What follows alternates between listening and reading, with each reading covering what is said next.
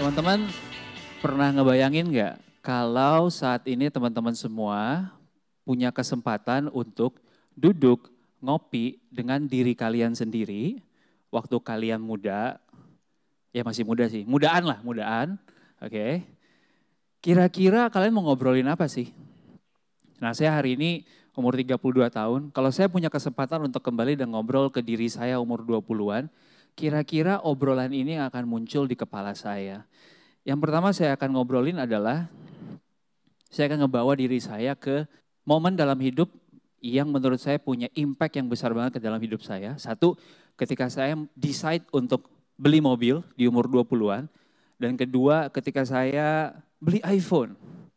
Right? Saya ingat banget waktu itu mobilnya sekitar 200 jutaan, saya harus mencicil sekitar hampir setengah dari. Saya percaya uang itu bukan segala-galanya, tapi hampir semua keputusan dalam hidup ada hubungannya dengan uang. Kalau nggak percaya kita coba contoh deh ya. Ya, masnya yang jaket orange. Enggak. Nah, biasa sarapan habis berapa? 20.000. Mas udah hemat 20.000 dengan bangun siang. Ya. Berarti teman-teman, kalau kita semua di sini mau hemat, kita semua bangun siang. Maksud saya adalah bangun siang aja itu punya efek ke keuangan kita. Bagaimana yang lain-lain, keputusan lain dalam hidup. Sebenarnya saya beli handphone itu efeknya apa sih? Nah tadinya saya pikir ini sesuatu yang konsumtif. Wah mumpung lagi ada duit gue beli iPhone waktu itu lagi jaya-jayanya ya. Tapi gue setelah ngelihat lagi ternyata kalau tidak ada iPhone itu, mungkin tidak ada kesempatan saya untuk berkarya, tidak ada kesempatan saya untuk bikin konten, tidak ada kesempatan saya untuk berbagi kesenangan saya terhadap makanan dan travel yang bisa melahirkan akun Instagram saya yang pertama. Kalau tidak ada akun Instagram saya yang pertama, saya mungkin nggak akan berada di komunitas yang tepat, sehingga saya bisa dikenalkan kepada teman saya satu ini. Shout out to Adit PK, yang memperkenalkan saya pada waktu itu. Ada sebuah kompetisi online diadain sama Netflix, mereka lagi mencari official Instagramer. Nah kalau tidak ada Adit, tidak ada kejadian ini.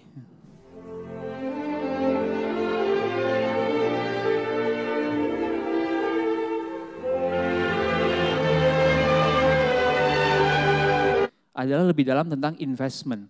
Kalau mobil saya tadi saya invest 200 juta tadi, dalam waktu 5 tahun aja, dengan pengembalian 12% per tahun, dalam 5 tahun bisa menghasilkan hampir 2 kali lipatnya. Kalau saya ekstrim, saya dalamin lagi, setelah 10 tahun angkanya ini. Fantastis. Reasonable, reasonable. Karena saya udah ngecek ke IHSG. Nah dari sini saya mendalami lagi tentang investasi, lalu saya cari tahu kira-kira benar nggak sih quotes, the rich stays rich and the poor stays poor. Saya ketemu dengan satu slide ini. Bahwa ternyata orang-orang paling kaya di dunia, cara mereka mengatur portfolio keuangannya adalah seperti ini. Saya mau teman-teman perhatikan 3 angka, 54%, 21%, dan 15%. Kira-kira 50% dipakai buat apa sih? Kalau orang Indonesia mungkin taruh di cash, properti, nyimpen gitu ya. Nah ternyata hasilnya adalah ini. 54% di saham, 21% di obligasi, dan 15% di cash. Bahkan tidak ada properti yang terlalu besar di situ. Right? Kesimpulannya adalah saya jadi mendalami investasi dan saya paham banget sekarang kalau bahkan segelas kopi atau cemilan aja bisa menjadi rumah. Ya saya ngebahas ini banyak banget di Instagram saya, teman-teman bisa gali lagi lebih dalam karena waktunya nggak cukup di sini.